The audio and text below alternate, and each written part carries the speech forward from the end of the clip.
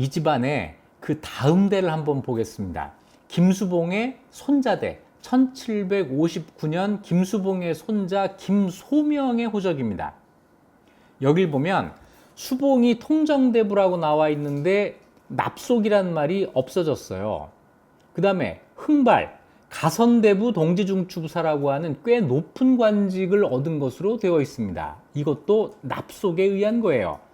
그러다가 손자 김소명은 업무라고 되어 있는데, 이 업무는 뭐냐면 묵과 과거를 준비하는 사람이라는 뜻입니다.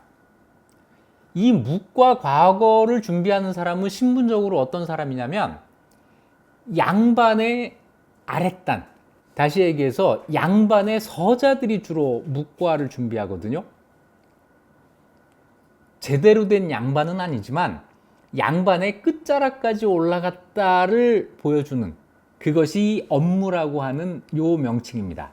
자, 수봉은 노비에서 관직을 얻었죠. 그 아들도 관직을 얻었죠. 그 손자는 이제 양반의 끝단까지 막 올라간 거예요. 손자 때 가서 이런 성과가 있습니다. 그러다가 그 다음 손자가 돼요. 증손자가 되면 1780년 증손자 김땡오라고 하는 사람인데, 여기에는 이름은 전부 없고 직역만 남아 있어요. 저 파란색 빈칸이 김수봉입니다. 김수봉의 증손자 김땡오는 유학이라고 되어 있습니다. 유학 뭐죠?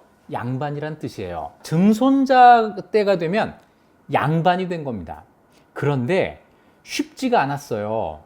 현손, 그러니까 증손자의 아들 때를 보면 수봉은 대수가 올라가서 이 그림에서 나갔어요. 현손 김종옥이라고 하는 사람이 한량으로 나옵니다. 이 한량은 다시 중인이 됐다는 얘기예요. 그러니까 증손자 때 양반까지 올라갔다가 다시 중인으로 떨어졌다. 무슨 얘기냐면 양반까지 올라가서 남아있기가 쉽지 않았다는 얘기입니다. 그러니까 노비의 신분 상승이 시간이 오래 걸리면서도 쉽지 않게 오르락 내리락 하면서 조금씩 올라가는 이런 과정을 거쳤다는 거죠. 그런데 이 1825년 김수봉의 현손 김종옥의 호적을 보면 주목할 사실 하나가 있습니다.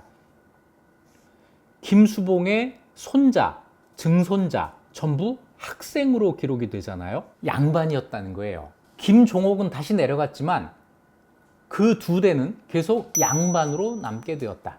자, 이렇게 되면 아마 김종옥과 그 후손들은 양반이 될 가능성이 더 높아졌겠죠. 자, 이러면서 200년 정도를 거치면서 김수봉 가문은 양반이 되는데 결국 성공합니다. 양반이 된 김수봉 일가는 그 다음엔 무슨 일을 했을까요? 네, 족보를 만들었을 겁니다.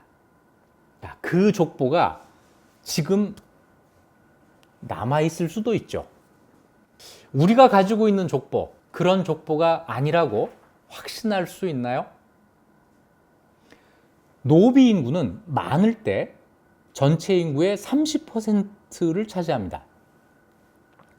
이 30%의 사람들이 김수봉처럼 신분을 상승하기도 했지만 시간이 더 지나면 1895년 갑오개혁을 통해서 노비제가 폐지되고 전부 양인으로 상승이 됩니다.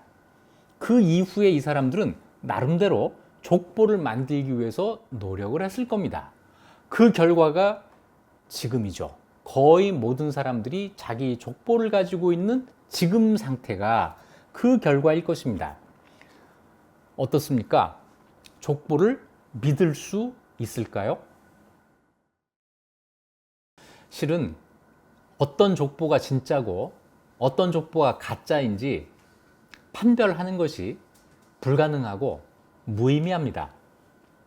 모두가 진짜일 수 있고 모두가 가짜일 수도 있죠. 전체 족보의 10%만 진짜라고 하더라도 어떤 족보는 나머지 90%에 속하는지 가려내는 것도 사실 가능한 일이 아닙니다. 하지만 우리가 모두 족보를 가지고 있는 양반의 후손이라고 생각하는 그 자체도 그렇게 나쁘지만 않습니다. 우리 전통사회의 오랜 신분제를 폐지한 결과일 수도 있기 때문입니다. 우리가 모두 평등한 양반이야 라고 생각하는 것도 뭐 좋은 일일 수가 있겠죠. 하지만 중요한 것은 그런 생각이 역사적인 사실과 어긋난다는 점은 인정해야 된다는 것이죠. 족보와 관련해서 자기 집에 족보를 자랑하는 경우를 주위에서 자주 봅니다. 그럴 때 저는 이런 이야기를 해주는데요. 첫째, 우리 집 족보만 진짜라고 우기지 말아라. 우리 건 진짜고 다른 집 것은 가짜라고 고집하거나, 또 어느 집은 족보가 없다고 해서 무시하는 일을 하지 말아라. 내 것도 가짜일 수 있다. 이 가능성을 언제나 열어놓고 있어야 된다는 거죠. 또 이런 경우도 있어요. 우리 조상들이 양반 동네에서 살았다. 이렇게 자랑하는 경우가 있는데 이거는 정말 하시면 안 됩니다. 왜냐하면 소위 그 양반 동네라고 하는 동네에는 양반보다 노비가 훨씬 더 많이 살아요. 그러겠죠? 세 번째, 천방지축 마골피. 아시죠? 이런 성들이 천한 성이고 이 성을 갖고 있는 사람들이 실제 양반이 아니다라고 이야기를 하는데 그럴까요? 확인은 안 되지만 그 거꾸로일 가능성이 더 큽니다. 한번 생각해 보시죠. 조선 후기에 노비가 어떤 성을 새로 쓰기 시작했습니다. 그때 김씨, 이씨, 박씨를 쓰겠습니까? 아니면 천방지축 마골피를 성으로 쓰겠습니까? 저 같으면 김이박을 썼을 것 같은데요. 오히려 천방지축 마골피 씨는 진짜 양반일 가능성이 높아요. 전에 언젠가 집안에 뿌리찾기를 한다고 해가지고 초등학교 학생들에게 집안에 족보 조사해 오기, 이런 숙제를 내는 학교들이 있었어요. 지금은 그런 거 안 하겠죠. 다행스러운 일입니다. 앞으로도 그런 일이 있으면 안 되겠죠.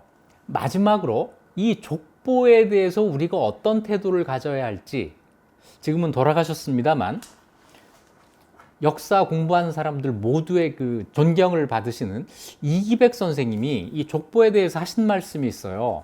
그 대목을 마지막으로 읽는 것으로 마무리를 대신하겠습니다. 그 족보와 현대사회라는 글을 쓰셨는데요. 거기에 한 대목입니다. 개인의 실력에 의하여 인간의 능력을 평가하고 그 능력에 적합한 사회적 지위와 봉사회 기회가 주어지는 것이 민주사회의 바람직한 이상이다.